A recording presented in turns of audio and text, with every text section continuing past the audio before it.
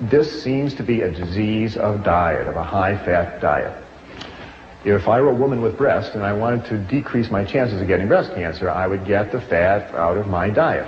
And that includes excessive amounts of vegetable oil. You need a little bit of vegetable oil, but you don't want to slather 2 cups of corn oil over your spaghetti for any reason.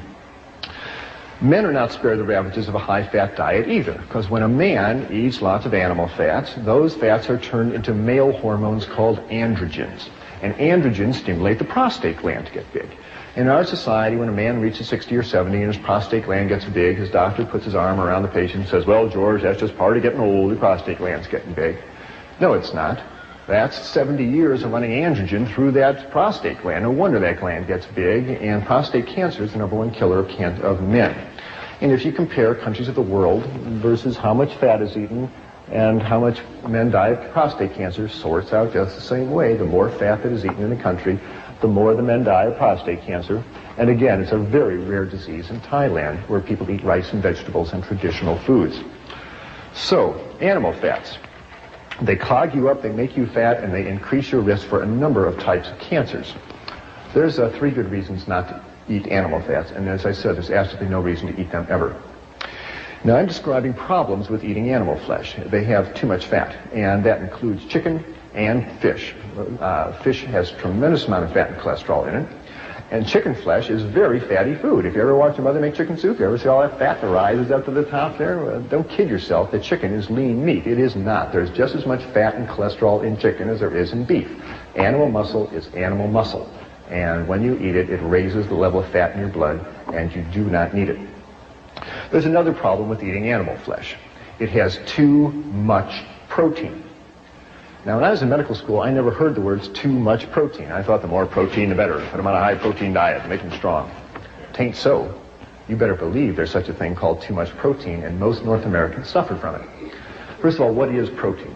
Protein is the building block material that you use to make the hard structures of your body. Your fingernails are made of protein, your hair is made of protein, your bones are made of protein. It's the brick of our bodies, a solid substance. Now, you don't need very much protein during the day. You only need about 30 grams of protein a day. That's the weight of 10 pennies, okay? Imagine 10 pennies in your hand, that's how much protein you need. But look how much protein the typical North American consumes. On a typical North American eating day, a typical American who has bacon and eggs for breakfast and a glass of milk, who has a cheeseburger and milkshake lunch, and has a beefsteak dinner with a glass of milk and some ice cream for dessert, is clipping along at 150 grams of protein. That is a 5-day supply of protein. That is too much protein. Why? Because your body can't store protein. You can store fat, you can store carbohydrates, you can't store protein. So what happens? Well, your liver starts breaking down that protein, and as it metabolizes it, it releases all sorts of toxic nitrogen-containing wastes like urea and ammonia and amino acid fragments. And these have a detrimental effect on the body, because as all these amino acid wastes go through your kidneys, it makes you lose calcium out of your urine. Why does that happen? Because there's fundamental differences between animal protein and plant protein. And I'm talking about the protein in meats and dairy products. Animal proteins contains amino acids that have sulfur, and sulfur makes extra acid in the body. And as acids wash through the bone, they dissolve calcium out of the bones. Plants have much less acid. Animal protein is very concentrated. The muscle of an animal is the most concentrated protein on the planet, and so there's a big bolt of protein that goes into your bloodstream as soon as you eat it. Plant protein is mixed up with fiber. When you eat whole grain rice or whole grain barley, it takes hours for that to be absorbed into your bloodstream. The absorption time is much, much slower. So the less acid nature of plant protein and its slower absorption rate means it's much gentler in the body, and it doesn't pull calcium out of your body. That's a very significant phenomenon. The phenomenon of protein pulling calcium out of your body is appropriately called protein-induced hypercalciuria, too much calcium going out in the urine. What I'm saying is, and it's well documented, when you eat a big bolt of animal protein, whether it be red meat or chicken or fish or even milk, the acid nature of the protein washes through the bones, dissolves the calcium, which then goes out in the urine.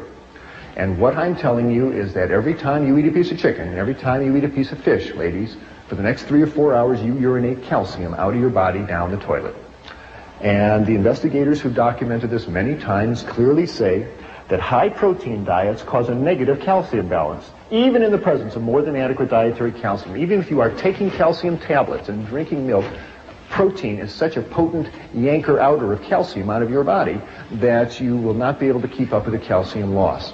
Does that ring a bell with anybody? It did with the investigators.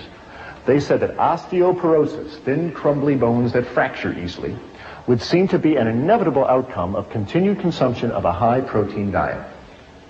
In our society, we are told that the cause of osteoporosis is not chewing up enough calcium tablets or not drinking enough cow's milk.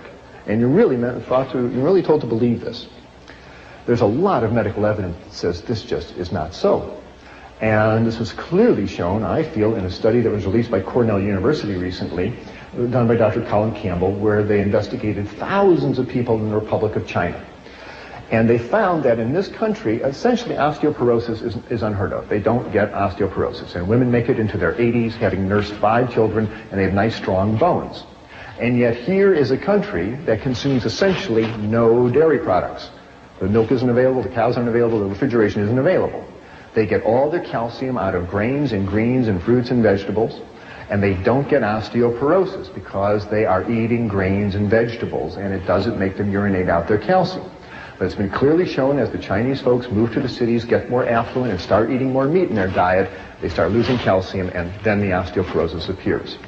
It's really becoming apparent that osteoporosis seems to be not so much a disease of calcium deficiency, it's a disease of protein excess.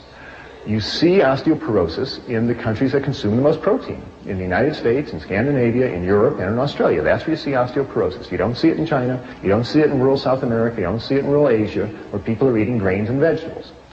And I'll tell you, dairy products are no protection against osteoporosis because the Americans and the Canadians and the Scandinavians are the people who drink more milk and eat more cheese than anybody else on planet Earth, and they have the worst osteoporosis on the planet. And if dairy products protected you from osteoporosis, you wouldn't see it in North America, and you see just the opposite. Because there's so much protein in dairy products that it actually puts you in negative calcium balance, makes you urinate out your calcium, and Dr. Recker's study clearly showed this. They gave women 3 8-ounce glasses of milk a day for a year, and they were still in negative calcium balance because there's so much protein in milk. Don't rely on dairy products for your calcium. Get it out of grains and greens and fruits and vegetables, but most important, hold on to your calcium by getting all that chicken and fish flesh out of your kidneys and out of your body and out of your bones.